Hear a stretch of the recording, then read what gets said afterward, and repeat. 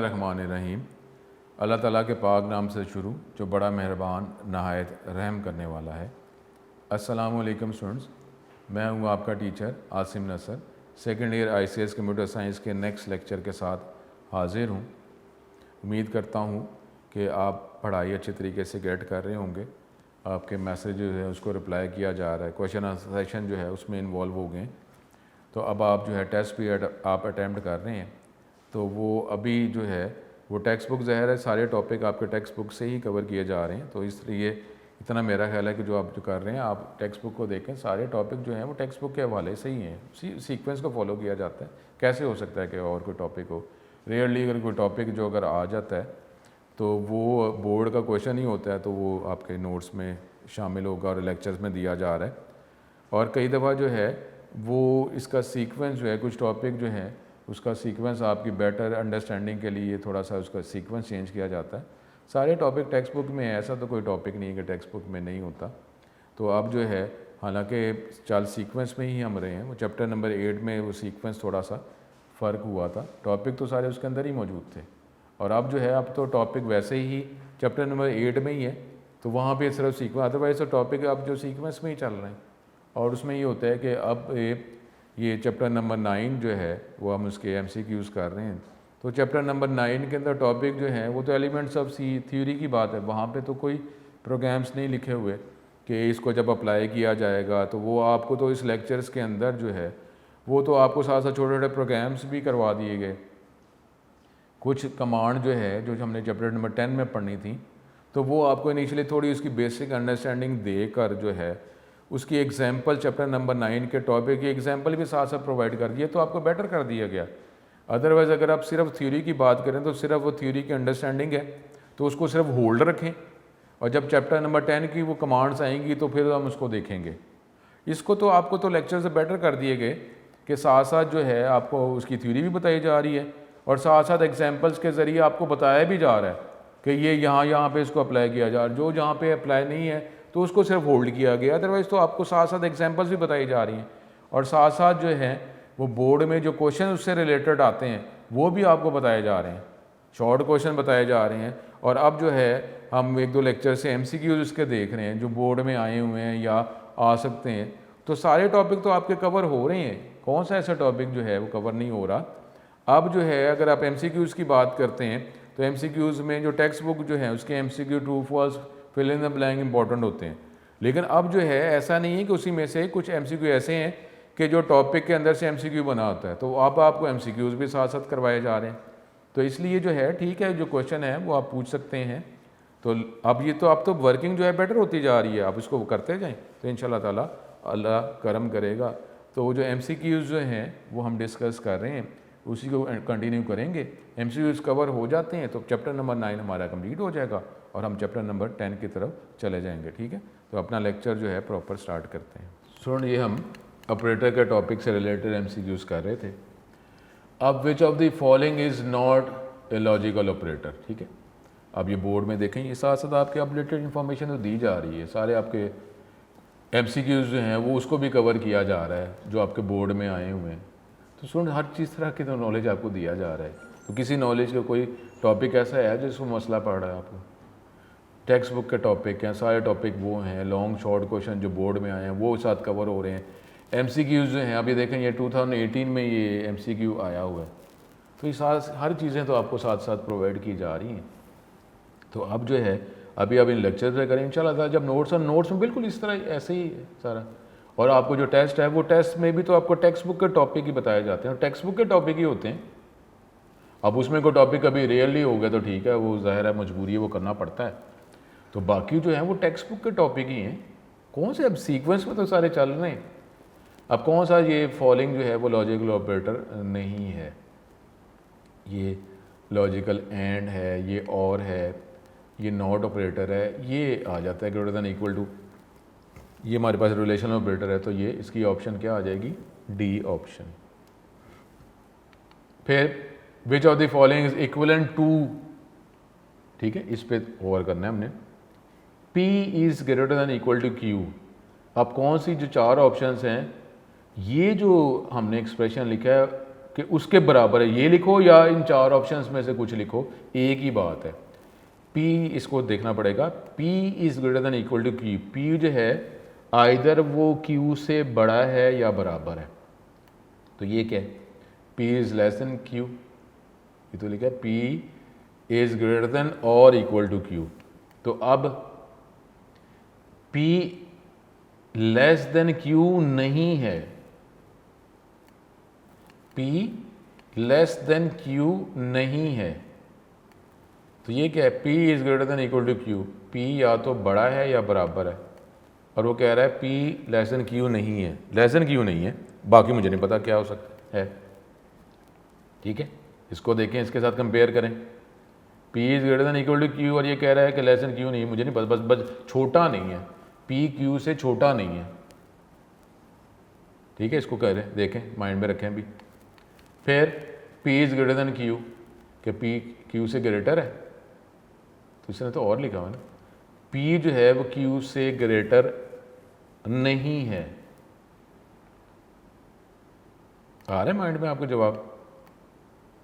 P is less than Q, इसको तो निकाल दिया जी, निकल गया जी, ख़त्म, इसको साइड पे करो। अब ये P इज़ ग्रेटर देन और इक्वल टू, P Q से बड़ा भी हो सकता है और बराबर भी हो सकता है। तो यहाँ पे तो चलिए लिखा बड़ा हो सकता है, तो बराबर किधर गया, इसको भी निकाल दो, दोनों को निकाल दो। अब ये रह गए दोनों, ये दोनों रह गए। अब ये वो कह रहा है, इसमें क्या बात कर रहा है कि या तो वो Q से बड़ा हो सकता है या बराबर हो सकता है। इसने क्या कहा है, इसने ये डी ऑप्शन कह रहा है कि P जो है Q से बड़ा नहीं है। इधर वो कह रहा है P Q से बड़ा हो सकता है, बराबर भी हो सकता है। तो यहाँ पे ये कह रहा है इसको निकाल दे, ये क्या बचा, ये बचा। तो अब वो कह रहा है कि P जो है Q से छोटा नहीं है, तो ये छोटा नहीं है, तो फिर क्या होएगा, या तो बराबर होगा या बड़ा होगा। तो ये ठीक है ना, इसके साथ मैच हो रहा है ना। तो बी ऑप्शन इसका जवाब होगा। ये उसने थोड़ा सा ट्रिकी दिया, तो आपको इसको सोचना पड़ेगा, इसको टिक करें। विच of the following has the lowest precedence. अब ये देख लें, सुनो, आपको सारी अपडेटेड इन्फॉर्मेशन दी तो जा रही है। 2019 के अंदर ये आया है, 20 में तो ये पेपर ही नहीं ना हुआ, 20 में तो पेपर ही नहीं हुआ। तो इसका मतलब है कि ये लेटेस्ट आ तो रहा है हमारे पास, सारी तो इन्फॉर्मेशन आपको दी जा रही है स्टूडेंट्स। तो अब आप जो है इस आप लेक्चर्स की तरफ तवज्जो करें, इसकी तरफ तवज्जो करें, पढ़ें, तैयारी करें, इंशाल्लाह ताला बेहतर हो जाएगा। अब ये जो है MCQ जो है, जो MCQs हमें क्लियर है वो तो हमारे माइंड में पहले ही होते हैं। तो अगर जो नहीं है उसको आप देख लें, नोट कर लें, माइंड में रखें उसको। टेस्ट जब आएगा, टॉपिक भी साथ साथ आ रहे हैं, और अब आप जो है आपको टॉपिक करवाए जा रहे हैं। और MCQs का होता है, MCQs का कहते हैं आपके कहाँ से लेकर कहाँ तक है, तो वो जो टॉपिक है उसको टॉपिक MCQs के अंदर भी आपको ऊपर हेडिंग्स लिखी हुई हैं, और आप जब नोट्स आपके पास आ जाएंगे उस भी सारा कुछ उसके अंदर लिखा होगा। तो अब उस तक जो है वो टेक्स्ट बुक, और टेक्स्ट बुक के ही टॉपिक हम कर रहे हैं। देखें तो सही, सारे तो सीक्वेंस में आ रहे हैं, सिर्फ चैप्टर नंबर 8 के इनिशियल जो है, बाकी तो सारे टॉपिक्स वैसे ही आ रहे हैं जिस तरह आपके टेक्स्ट बुक के टॉपिक ही होते हैं।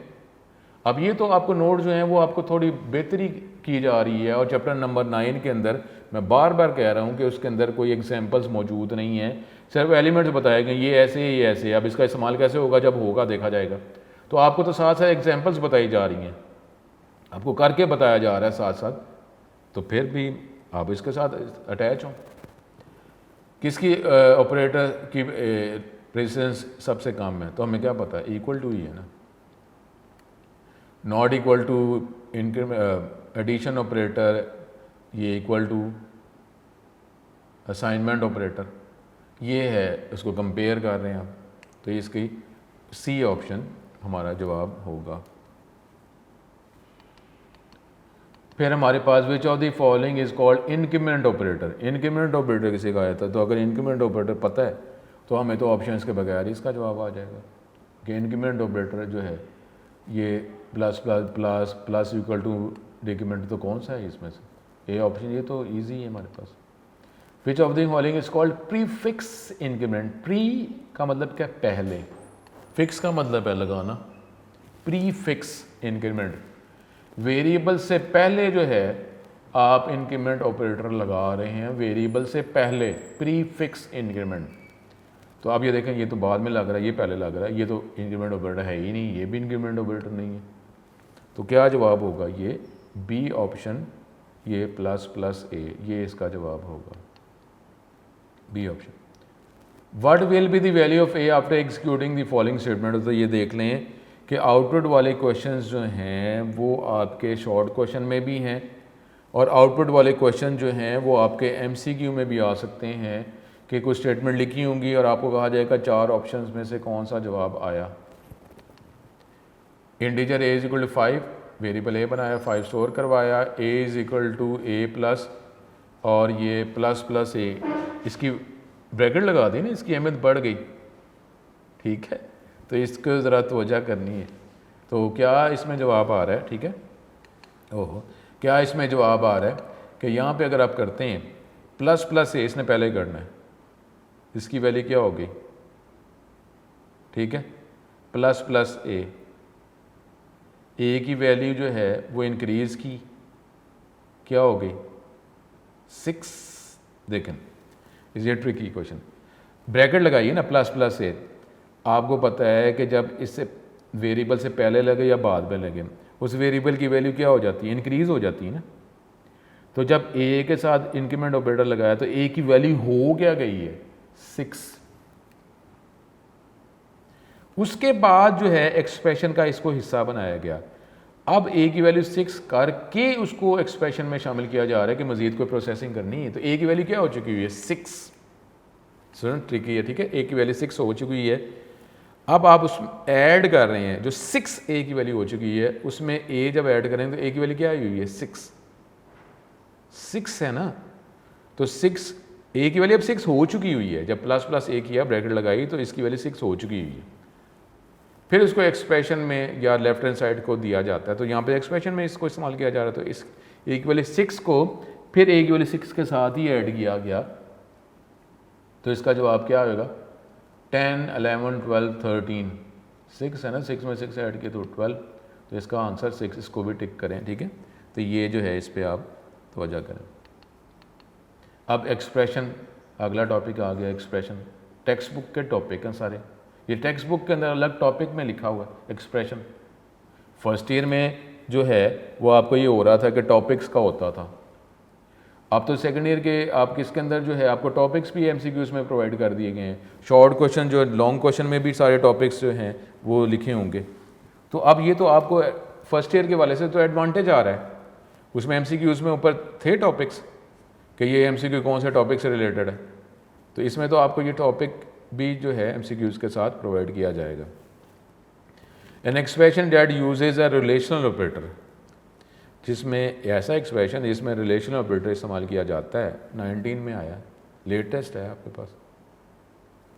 अब देखें, हर चीज़ तो आपको किया जा रहा है। अब आप उसको ऑपरेशनल एक्सप्रेशन कहते हैं, सिक्वेंशियल कहते हैं, रिलेशनल कहते हैं या सीरियल कहते हैं। जिसमें रिलेशनल ऑपरेटर इस्तेमाल किया जाए एक्सप्रेशन में, उसको क्या कहेंगे? रिलेशनल एक्सप्रेशन ही कहा जाएगा। तो ये C option. All of the following are valid expression, सारे ही वैलिड हैं जो 4 ऑप्शंस में से है, बस शायद एक नहीं है। Sales minus tax, miles comma kilogram, pi multiply radius, a divided by b, ये माइनस कर रहे हैं, ये आप डिवाइड कर पी आई को मल्टीप्लाई कर रहे हैं, ए को बी से डिवाइड कर रहे हैं। तो ये क्या? माइल्स कॉमा किलोग्राम, ये क्या चीज़ है? तो ये बी ऑप्शन इसका जवाब होगा। कमेंट्स जो है अभी हमारे पास टेक्स्ट बुक के हवाले से ये लास्ट ही टॉपिक है ना, कमेंट्स। अब उसके एमसीक्यूज़ हम कह रहे हैं, ठीक। तो इस हवाले से आप इसको माइंड में रखें। Comments are use to increase the MCQ जो है वो एमसीक्यू होता है, लेकिन कभी इस तरीके से फिल इन द ब्लैंक करके एमसीक्यूज़ ही पूछे जा रहे थे। कमेंट्स किस लिए इस्तेमाल किए जाते हैं? ये लास्ट टॉपिक है आपका चैप्टर नंबर 9 का, कमेंट्स ही है ना, तो उसी से रिलेटेड एमसीक्यू चल रहे हैं। सारे टॉपिक जो हैं हेडिंग्स, आपको टेक्स्ट बुक की तो हेडिंग्स हैं कि ये किस प्रोग्राम की क्या चीज़ इंक्रीज़ करता है। अगर आप कमेंट्स जो है प्रोग्राम के साथ शामिल करते हैं तो क्या बढ़ जाता है? विजिबिलिटी, इंडेंटिंग, रीडेबिलिटी, कम्प्लेक्सिटी, क्या पढ़ता है? Readability, C option, readability. ठीक है। उसके बाद हमारे पास C language, the comments are written in program between, क्या आप ये जो ब्रेसेस है इसके दरमियान कमेंट्स लिखते हैं? क्या आप स्लैश एस्ट्रिक और स्लैश स्टार इसके दरमियान लिखते हैं? या आप यहाँ पे ट्रिकी है कि ये एस्ट्रिक आप पहले ये बाद में, या आप लेसन ग्रेटर देन के दरमियान लिखते हैं? कमेंट्स किसके दरमियान लिखते हैं? इसके बी ऑप्शन। ठीक है, बी ऑप्शन हमारे पास। तो ये द टेक्स्ट रिटन बिटवीन, वो slash asterisk and asterisk slash, इसको क्या कहते हैं? सिंगल लाइन, मल्टी लाइन, क्या कहते हैं आप इसको? कमेंट क्या कहते हैं? कमांड है ये, कोई लाइन है, सेंटेंस है, कोई कमेंट है? तो क्या है ये? ठीक है, इजी ही MCQ है। वो क्या है जी? Comment, D option. अब हमारे पास अब ये चैप्टर नंबर 10 जो है वो हमारा स्टार्ट हो रहा है। इनपुट आउटपुट चैप्टर का नाम है, और ये बिल्कुल देख लें उसी सीक्वेंस में टेक्स्ट बुक में जो चैप्टर नंबर 10 जो है उसका पहला पेज, वहाँ से टॉपिक स्टार्ट होगा। तो ये हम देख रहे हैं, इसमें वो लिंक है, वो तो लिंक मैं आपको प्रोवाइड करता जा रहा हूँ, लेकिन ज़ाहिर है आपने सी लैंग्वेज इंस्टॉल कर ली होगी, तो उसमें आपके जो क्वेश्चंस आते हैं कि जी कोई और हम वर्जन कर सकते हैं। स्टूडेंट जो एक यूनिफॉर्मिटी रखें, जो एक शामिल है, जो आपके सिलेबस में शामिल है, जब आप प्रैक्टिकल करने जाएंगे तो यही आपने उसको अप्लाई करना होगा, तो इसी को इंस्टॉल करें। तो बाकी तो करने को कहीं कर लें, लेकिन ये जब आप इतना ज़्यादा हैवी लोडेड, तो ये सॉफ्टवेयर है नहीं कि एक कंप्यूटर के अंदर एक ज़्यादा सॉफ्टवेयर इंस्टॉल किए जा सकते हैं ना। तो अगर जो है कोई और आपके घर के अंदर कोई सीनियर जो है कोई और टूल इस्तेमाल कर रहा है, तो ठीक है, आप ये एक एक्स्ट्रा कर लें, एक सॉफ्टवेयर एक एक्स्ट्रा कर लें। ये तो क्या जी, ये कर लें, वो कर लें, जो एक है तो वो क्यों नहीं कर रहे? तो वो आप करें, आपके सिलेबस में शामिल है, जो प्रैक्टिकल देने जाएंगे वहाँ पे भी यही होगा, तो इसको इस्तेमाल करें आप। अब हमारे पास ये स्टार्ट में जो पैराग्राफ है पहले पेज पर, चैप्टर नंबर 10, उसमें जो ओवरव्यू के साथ जो पैराग्राफ है उसके अंदर ही ये टॉपिक अवेलेबल है कि इनपुट आउटपुट और स्टैंडर्ड इनपुट और आउटपुट किसे कहते हैं। ये बोर्ड में जो है ये क्वेश्चंस आए भी हुए हैं शॉर्ट क्वेश्चन के तौर पर। ठीक है, तो अब जो है ये मैं आपको साथ साथ यही बताता रहूँगा कि अब ये शॉर्ट क्वेश्चन की तरह अटैम्प्ट करना है कि लॉन्ग क्वेश्चन की तरह अटैम्प्ट करना है कि दोनों की तरह अटैम्प्ट करना है। जो लॉन्ग क्वेश्चन मैंने बताया वो लॉन्ग क्वेश्चन के तौर पे भी देखना है, बाकी जो है जो 100% जो शॉर्ट क्वेश्चन है, लॉन्ग क्वेश्चन बनता ही नहीं है, वो शॉर्ट क्वेश्चन है। ठीक है, तो इस हवाले से ये करते रहें। तो स्टूडेंट जो है बराए मेहरबानी, या आप इससे पहले भी कर चुके हैं फर्स्ट ईयर के अंदर, कि टॉपिक जो हैं कई दफ़ा टॉपिक वो थोड़ा होता है, वो लॉन्ग क्वेश्चन कर देता है, लॉन्ग क्वेश्चन के अंदर से भी शॉर्ट क्वेश्चन आते हैं। ठीक है, आपको हेल्प प्रोवाइड की जाती है, लेकिन बोर्ड में नंबर ऑफ़ टाइम इस तरह हो रहा है कि जी जो टॉपिक जो है अब उसमें कहा गया कि जी आपको लॉन्ग क्वेश्चन में आ गया, अब आप ये परेशान हो गए कि सर इसका मटेरियल थोड़ा है, लेकिन वो लॉन्ग क्वेश्चन में दिया गया, तो अब आपने उसको एक्सपेंड करना है ना थोड़ा। ये तो फ़र्क, ये तो होता ही है, ये तो हो ही रहा है, ये तो मसले मसाइल हैं। और लॉन्ग क्वेश्चन के अंदर अगर कोई हेडिंग्स हैं तो वो शॉर्ट क्वेश्चन में आपसे पूछा जा रहा है। तो अब ये चैप्टर नंबर 10 पहले पेज पर ही जो ओवरव्यू के साथ पैराग्राफ है उसके अंदर ये टॉपिक ये मौजूद है। Input output, standard input, standard output. Input output किसे कहते हैं, स्टैंडर्ड इनपुट स्टैंडर्ड आउटपुट किसे कहते हैं, और कौन सा फंक्शन इनपुट के लिए इस्तेमाल किया जाता है, कौन सा फंक्शन आउटपुट के लिए इस्तेमाल किया जाता है। चैप्टर का नाम ही इनपुट आउटपुट है, तो ये पहला जो पैराग्राफ है उसके अंदर ही ये टॉपिक अवेलेबल है। टेक्स्ट बुक के पहले चैप्टर 10 के पहले पेज पर यह टॉपिक अवेलेबल है। जो पहला पैराग्राफ है उसके अंदर यही टॉपिक अवेलेबल है जो हम ये कर रहे हैं। इनपुट क्या जी, process of giving in something to the computer is known as input. और स्टैंडर्ड इनपुट डिवाइस क्या है, जो इनपुट करने के लिए जो हम डिवाइस यूज़ करते हैं, कौन सा वो डिवाइस है जो ज़्यादातर हम इनपुट करने के लिए इस्तेमाल करते हैं, उसको टेक्निकल टर्म में रेफर टू है स्टैंडर्ड इन। ये वो डिवाइस है जो सिस्टम के अंदर डाटा इनपुट करने के लिए यूज़ करते हैं। टिपिकली क्या है, ये कीबोर्ड है। ठीक है, ये स्टैंडर्ड इनपुट डिवाइस क्या बनेगा, keyboard. but you can specify that input is to come from a serial port or a disk file। लेकिन जाहिर है स्टैंडर्ड इनपुट डिवाइस के है कीबोर्ड, लेकिन डाटा आप कहीं से भी गेट कर सकते हैं। अगर हमें कमांड पता है हार्ड डिस्क से डाटा आ रहा है, किसी और नेटवर्क में किसी और जगह से डाटा आ रहा है, यूएसबी से डाटा आ रहा है, कहीं से भी डाटा आ रहा है, ठीक है। तो लेकिन स्टैंडर्ड इनपुट डिवाइस क्या है? Keyboard. The term standard input refers to the input using keyboard. Standard input का मतलब क्या है? जो कीबोर्ड से डाटा हम गेट करते हैं उसको स्टैंडर्ड इनपुट कहते हैं। ए program may need certain inputs, वो डाटा यूज़र से गेट किया जाता है। जैसे अभी चैप्टर नंबर 10 से पहले हम यूज़र से डाटा गेट नहीं करते थे, वेरिएबल में वैल्यू रखवाते थे और उस वैल्यू को फिर यूज़ कर लेते थे। ये नहीं होता था जब प्रोग्राम चले तो वो यूज़र वैल्यू दे कि जी एंटर वैल्यू फॉर ए, ऐसा नहीं था। वेरिएबल ए की वैल्यू प्रोवाइड की होती थी और उसको यूज़ किया जाता था। लेकिन ये भी हो सकता है प्रोग्राम चले तो पहले ही पूछा जाए enter value for A, variable A की वैल्यू दें, तो जो वेरिएबल ए की वैल्यू देगा यूज़र जब प्रोग्राम चलेगा उस वैल्यू को यूज़ किया जाएगा। तो अब प्रोग्राम जिस तरीके से आपका जो टेस्ट रिज़ल्ट बनता है तो क्या होता है कि जो आपने टेस्ट दिए होते हैं उसके मार्क्स को पुट किया जाता है ना, उसको ऐड किया जाता है, फिर एवरेज निकाली जाती है। अगले महीने के जो मार्क्स हैं उनको गेट किया जाएगा, उनको पुट किया जाएगा, उसका टोटल निकाला जाएगा, एवरेज निकाली जाएगी। तो इस तरीके से चैप्टर नंबर 10 से पहले जो है यूज़र इनपुट शामिल नहीं थी। इस चैप्टर के अंदर यूज़र से वैल्यू कैसे गेट की जाती है और वो वेरिएबल में रखवाई जाती है वो हम पढ़ेंगे। A program may need certain inputs from the user for working properly. C language provides many function to get input from the user. Some important function for input are as follows. ये इस chapter के अंदर जो है ये हम 3 पढ़ लेंगे। स्कैनएफ, गेट सी एच, यही था ना जो आपको पहले इस्तेमाल किया गया। तो स्टूडेंट थोड़ा सा अगर आप वेट कर लें तो वो सारे प्रॉब्लम्स आपके सॉल्व हो जाते हैं।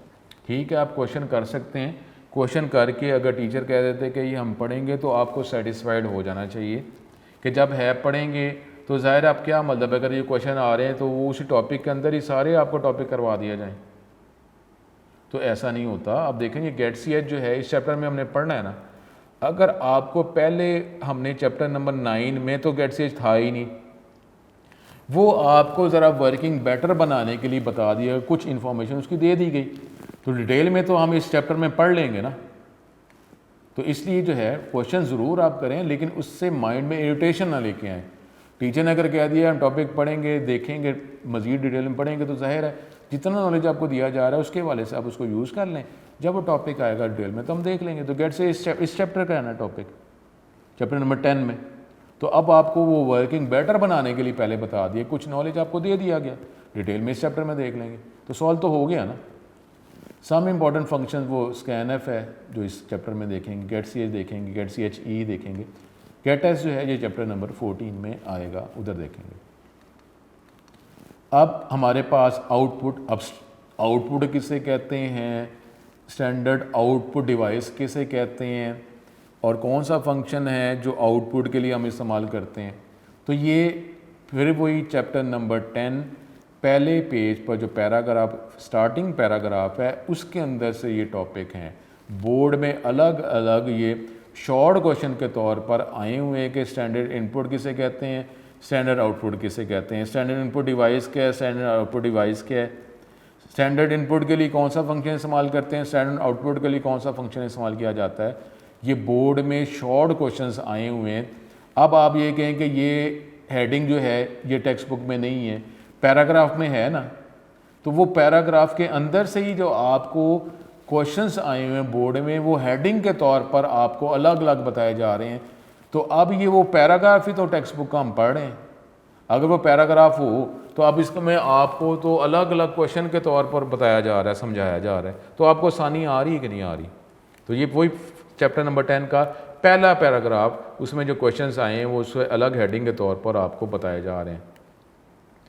The process of getting something from the computer, इसको कहते हैं आउटपुट। स्टैंडर्ड आउटपुट डिवाइस, जिसको हम स्टैंडर्ड आउट कहते हैं, is the device to which output from the system is send. Computer की मदद से जो आउटपुट सेंड की जाती है, ये नॉर्मली क्या है, डिस्प्ले है, मॉनिटर है, जिसको आप स्टैंडर्ड आउटपुट डिवाइस कहते हैं। But you can redirect output to a serial port और अ फाइल। लेकिन आप जो डाटा जो है स्क्रीन पर जवाब ना आए, किसी वो नेटवर्क में किसी जगह पे चला जाए, फाइल में सेव हो जाए। स्टैंडर्ड क्या होता है, स्क्रीन पर जवाब आता है। लेकिन आप डाटा जो है किसी को भेज दें या डाटा जो है फाइल में सेव करवा लें, हार्ड डिस्क पे हो जाए, यूएसबी में सेव हो जाए, क्या जा सकता है। The term standard output refers to the output displayed on the monitor. Standard output का मतलब है कि जो आउटपुट स्क्रीन पर नज़र आए उसको स्टैंडर्ड आउटपुट कहते हैं। The result of a program is the output of that program. Program का रिजल्ट जो है वो इसकी आउटपुट होती है। C language provides many function to display output to the user. Some important function कौन से हैं जी, प्रिंट एफ और पुट एफ। अब प्रिंट एफ जो है वो प्रिंट एफ जो है चैप्टर नंबर 8 में आया, लेकिन प्रिंट एफ की डिटेल चैप्टर नंबर 8 में नहीं। चैप्टर नंबर 9 में आपको डिफरेंट एलिमेंट समझाने के लिए प्रिंट एफ इस्तेमाल कराया गया, ताकि आपको साथ साथ प्रैक्टिकल जो है नॉलेज भी उसका टॉपिक का आता जाए। तो अब जो है प्रिंट एफ की जो जितना उस टाइम तक जितना नॉलेज था वो आपको दिया गया, ताकि आपको वो डिफरेंट एलिमेंट्स की अंडरस्टैंडिंग प्रैक्टिकली आपको मिलती जाए। लेकिन वो टॉपिक जो है प्रिंट एफ का डिटेल टॉपिक लॉन्ग क्वेश्चन जो है वो किस में अवेलेबल है, चैप्टर नंबर 10 में, जो हमने पढ़ना है। तो अब जो है थोड़ा सा अगर देख लिया जाए तो सारे टॉपिक्स जो हैं वो आ रहे होते हैं। पहले कुछ बातें इनिशियल कुछ मिनिमम इंफॉर्मेशन के साथ बताई जाती हैं, फिर वो टॉपिक जो है आपको डिटेल में बताया जाता है। तो अब जो है जो स्टार्ट में अब अगर आप अटैच हो रहे हैं एनवायरनमेंट के साथ, तो अटैच होने के लिए जितना नॉलेज है उतना हम कर लें, बजाय इसके कि डिटेल में बता दिया जाए। तो इसलिए जो है थोड़ा अगर सब्र कर लिया जाए तो सारे टॉपिक्स अवेलेबल होते हैं। और ये अब चैप्टर नंबर 10 के अंदर ही प्रिंट एफ है डिटेल में। और जो थोड़ा थोड़ा जिस तरह हमने इनिशियली इस्तेमाल कर लिया, चैप्टर नंबर 8 में क्या था, वो तो प्रिंट एफ सिर्फ हेलो वर्ड था। चैप्टर नंबर 9 में कहीं पर भी टेक्स्ट बुक के अंदर प्रिंट एफ नहीं है, लेकिन आपको टॉपिक्स की अंडरस्टैंडिंग के लिए साथ साथ बताया जा रहा है, ताकि आपका कंप्यूटर का इस्तेमाल भी साथ साथ बढ़ जाए। तो इसलिए जो साथ साथ आपको बताया जा रहा है, तो ये आपके बेहतर, ये टॉपिक सारे ईच एंड एवरीथिंग जो है टेक्स्ट बुक के टॉपिक हैं। तो अब जो है प्रिंट एफ चैप्टर नंबर 10 में, पुट एफ जो है ये चैप्टर नंबर 14 में इस्तेमाल किया जाएगा। ये फंक्शन जो है use for input and output, ये हेडर फाइल stdio में मौजूद होते हैं। अगर किसी भी प्रोग्राम में आप इनपुट या आउटपुट फंक्शन इस्तेमाल करेंगे तो आपको इस हेडर फाइल को अपने प्रोग्राम के साथ शामिल करना पड़ेगा। यानी प्रिंट एफ इस्तेमाल करते हैं तो ऊपर क्या करेंगे, stdio। स्कैन एफ करेंगे जो इसी चैप्टर में है, तो ऊपर आप क्या लिखेंगे, हेडर फाइल का नाम है stdio, ये आपने करना है। तो प्रिंट एफ जब भी हमने इस्तेमाल किया है ऊपर stdio लिखा है। क्लियर स्क्रीन गेट सी जो है, गेट से इसी चैप्टर में पढ़ना है। क्लियर स्क्रीन जो है वो जाके आपके कुछ चैप्टर नंबर 14 में आगे कहीं है, वो आपको साथ ही बता दिया। उसके लिए आपको कॉनियो इस्तेमाल करते हैं। अब ये प्रिंट एफ जो है ये टेक्स्ट बुक के पहले पेज पर ही ये टॉपिक अवेलेबल है। प्रिंट एफ चैप्टर नंबर 10 पहले पेज पर ही ये टॉपिक प्रिंट एफ का मौजूद है। और ये प्रिंट एफ का टॉपिक जो है अब डिटेल में हम पढ़ने लगे हैं। तो ये टेक्स्ट बुक के अंदर ही प्रिंट एफ का टॉपिक है पहले पेज पर। तो स्टूडेंट सारे टॉपिक वैसे ही हैं, आप थोड़ी सी तवज्जो किया करें। सारे टॉपिक बुक के अंदर हैं, टेक्स्ट बुक के टॉपिक हैं, उसी को किया जा रहा है। रेयरली कभी हो जाए तो ठीक है, अदरवाइज सारे वो चैप्टर नंबर 8 में ही है, सिर्फ लैंग्वेज ट्रांसलेटर। बाकी तो टॉपिक सारे टेक्स्ट बुक के ही हैं। तो आप उसको देखें, उसको किया करें, तो थोड़ी सी आप तवज्जो किया करें टॉपिक की तरफ। तो प्रिंट एफ जो है अब अभी ये हम पढ़ रहे हैं चैप्टर नंबर 10। तो स्टूडेंट माइंड में रखें, लॉन्ग क्वेश्चन जो है चैप्टर नंबर 8 और 9 से आता है, either chapter number 8 either chapter number 9। ठीक है, ये नॉलेज आ गया। यानी चैप्टर नंबर 8 से लॉन्ग क्वेश्चन आएगा या चैप्टर नंबर 9 से आएगा। लेकिन अब लेटेस्ट इंफॉर्मेशन आपके लिए क्या है कि अब इसी चैप्टर नंबर 10 में से लॉन्ग क्वेश्चन जो है वो स्कैन एफ का बोर्ड में आ चुका है, जो इस चैप्टर में हमने पढ़ना है। अब ये देखें ना, वही बात है कि पहले क्या था, चैप्टर नंबर 8 से लॉन्ग क्वेश्चन आता था, फिर वो चैप्टर नंबर 9 में से लॉन्ग क्वेश्चन से देना शुरू कर दिया, चैप्टर नंबर 8 छोड़ दिया। और अब जो है क्योंकि 2020 में तो सेकेंड ईयर के पेपर हुए कोई नहीं, तो 2019 में बोर्ड में लॉन्ग क्वेश्चन स्कैन एफ का आया हुआ है। अब वो चैप्टर नंबर 8 से भी नहीं आया, 9 में से भी नहीं आया, 10 में से आ गया।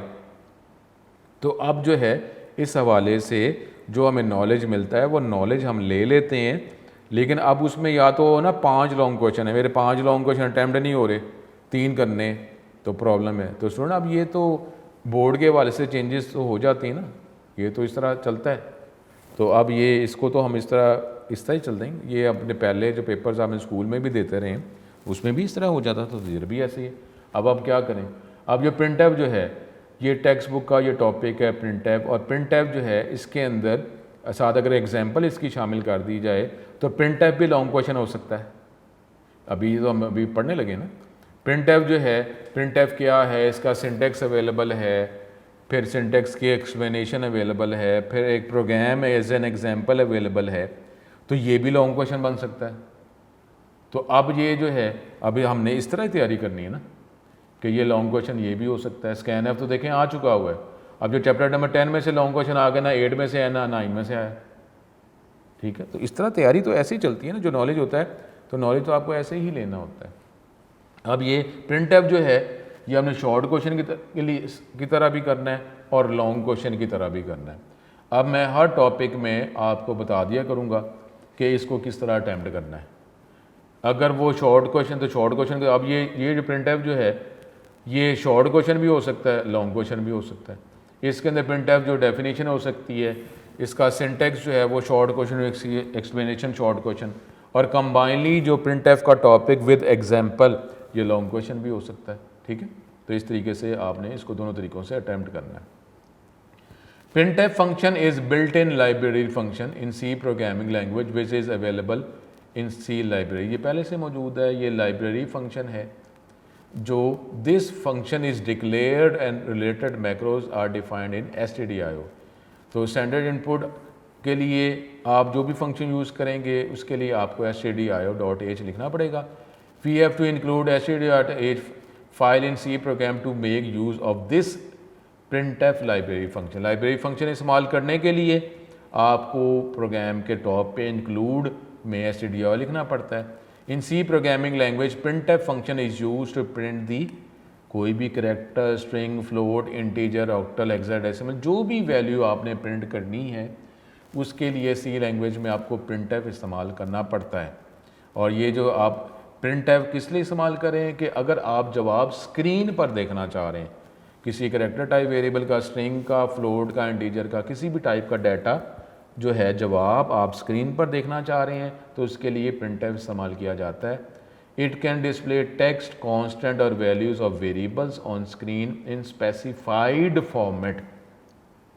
जिस फॉर्मेट में आप बताएंगे उस फॉर्मेट में उसकी वैल्यू प्रिंट कर देगा। तो अब प्रिंट एफ में एफ का मतलब क्या है, फॉर्मेटेड। अब ये देखें प्रिंट एफ जो है वो हमने बात अब क्लियर हो गई कि प्रिंट एफ में एफ जो है वो फंक्शन को रिप्रेजेंट नहीं करता, वो फॉर्मेट को रिप्रेजेंट करता है कि जिस फॉर्मेट में आप प्रिंट करने को कहते हैं प्रिंट एफ उसी फॉर्मेट में, ये फंक्शन उसी फॉर्मेट में प्रिंट करता है। आपको फॉर्मेट लाजमी बताना पड़ता है किस फॉर्मेट में आप वैल्यू प्रिंट करना चाह रहे हैं। It is mostly commonly use to display output, it is pronounce as print f. Syntax क्या है, प्रिंट एफ और फॉर्मेट स्ट्रिंग। अभी हम देखते हैं ना ये फॉर्मेट स्ट्रिंग क्या होता है। प्रिंट एफ के बाद पेरेंथेसिस में फॉर्मेट स्ट्रिंग बताते हैं, या हमारे पास दूसरा जो style format string comma argument list. आपने चैप्टर नंबर 8 में जो प्रिंट एफ इस्तेमाल किया वो सिर्फ ये देखें उसमें कॉमा तो नहीं ना था, सिर्फ ये फॉर्मेट कॉमा तो नहीं था उसके अंदर, तो वो आप जो है वो फॉर्मेट स्ट्रिंग का सिंटेक्स था।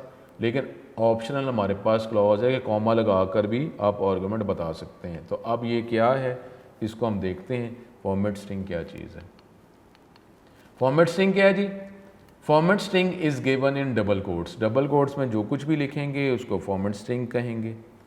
It also called control string. Format string में कंसिस्ट ऑफ द, या डबल कोट्स में स्ट्रिंग लिखने को मैसेज प्रिंट करना चाह रहे हैं जो आपने प्रिंट एफ वो जो हेलो वर्ड चैप्टर 8 में किया। उसके बाद फॉर्मेट स्पेसिफायर्स आप बताते हैं कि वेरिएबल की वैल्यू किस फॉर्म में आप प्रिंट करना चाह रहे हैं, वो भी किस में लिखते हैं, डबल कोट में, यही ना, परसेंटेज आई जो हम चैप्टर 9 में हम एडिशन आपको प्रैक्टिस करने के लिए हम यूज़ करते रहे। तो वो किस में लिखते थे, डबल कोट्स में लिखते थे ना। उसके बाद एस्केप सीक्वेंस, ये भी इसी चैप्टर में हम देखेंगे। एस्केप सीक्वेंस वो क्या था, \n था ना, वो भी किस में लिखते थे, डबल कोट्स में लिखते थे ना। तो अब \n का मतलब है कि अगला मैसेज जो अगली लाइन पर प्रिंट करना है, तो वो भी डबल कोट्स में ही आप लिख रहे हैं \n के तौर पर। आर्गुमेंट लिस्ट क्या है, उसमें आप कांस्टेंट बता दो जो प्रिंट करना चाह रहे हैं, वेरिएबल बता दें जिसकी वैल्यू स्टाइल में प्रिंट करना चाह रहे हैं, एक्सप्रेशन बता दें। Each argument in the list is separated by comma. तो आप अगर एक से ज़्यादा वेरिएबल प्रिंट करना चाह रहे हैं, कॉमा लगा के, जो चैप्टर नंबर 9 में हम एडिशनल करते रहे, तो वो तो आपके साथ इसका इस्तेमाल था ताकि आपको ज़रा नॉलेज मिल जाए ज़्यादा, तो आप उसके साथ कंफर्टेबल हैं। अब ये चैप्टर नंबर 8 जो है ये हमारा जल्दी कवर हो जाना है। The value of the argument is printed according to the corresponding format specified. वो आर्गुमेंट जो है जिस फॉर्म में आप प्रिंट करने को कहेंगे उसी तरतीब में ही वो उसकी वैल्यू प्रिंट करता जाएगा। Different format specified are use for different types of values. मुख्तलिफ की वैल्यूज प्रिंट करने के लिए फॉर्मेट स्पेसिफाइड डिफरेंट होते हैं। Use of argument list is optional. ये ऑप्शनल है क्योंकि चैप्टर नंबर 8 में हेलो वर्ल्ड लिखा था, उसके बाद कॉमा तो नहीं था ना, कोई वेरिएबल का नाम तो नहीं था।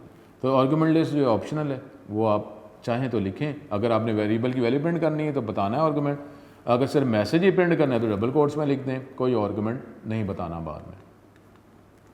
अब using format string without argument list, ये जो चैप्टर नंबर 8 में हमने किया था, ये इसकी एग्जांपल क्या है, ये देखें। अब प्रिंट एफ जो है इसमें जो फॉर्मेट स्ट्रिंग है उसके बाद कहीं कॉमा आया, नहीं आया ना, तो ये फॉर्मेट स्ट्रिंग जो है विदाउट आर्गुमेंट लिस्ट। अब स्टूडेंट बराए मेहरबानी ये टॉपिक जो है ये चैप्टर नंबर 10 में प्रिंट एफ का ही है। अब आपको ये सारी चीज़ें बताई जा रही हैं आपका नॉलेज बेहतर करने के लिए। अब आप ये तो आपको नॉलेज मिला, अब आप क्या बिल्कुल रिस्ट्रिक्टेड उतना ही रहना है हमने, क्या नंबर किसी में प्रेजेंटेशन होती है, नॉलेज आप ज़्यादा देते हैं, आपको जो है मार्क्स ज़्यादा मिलते हैं।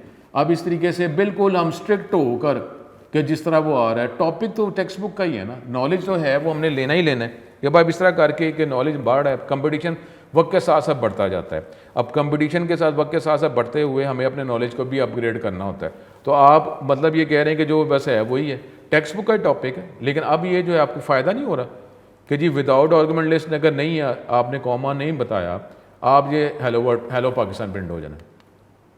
In the above example printf function contains only format string. कोई आर्गुमेंट लिस्ट नहीं है, कोई फॉर्मेट स्पेसिफाइड नहीं है, कोई एस्केप सीक्वेंस नहीं है, ठीक है। It will display the message hello Pakistan, बस ये प्रिंट कर देगा। कोई इसमें फॉर्मेट स्पेसिफायर है कि %a%i है, \n है, कोई भी नहीं।